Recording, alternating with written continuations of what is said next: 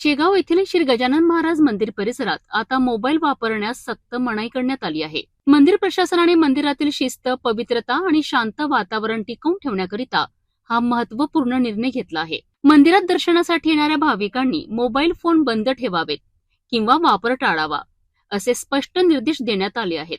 मंदिर परिसरात फोटो काढणे, व्हिडिओ शूटिंग करणे किंवा मोबाईलवर मोठ्याने बोलणे यामुळे इतर भाविकांना त्रास होत असल्याच्या तक्रारी वाढल्या होत्या. याच पार्श्वभूमीवर संस्थान प्रशासनाने कठोर पाऊल उचलत नियमांचे उल्लंघन करणाऱ्यांचे मोबाईल तात्पुरते जमा करण्यात येईल असा इशाराही दिला आहे. दररोज हजारो भाविक दर्शनाकरिता शेगावमध्ये येत असतात. अशा परिस्थितीत भक्तांना शांत आणि भक्तिमय वातावरणात दर्शन मिळावे हा या निर्णयामागील मुख्य उद्देश असल्याचे मंदिर प्रशासनाने स्पष्ट केले आहे. या निर्णयाचे अनेक भाविकांनी स्वागत केले असून मंदिरातील शिस्त आणखी मजबूत होईल अशी प्रतिक्रिया व्यक्त केली जात आहे.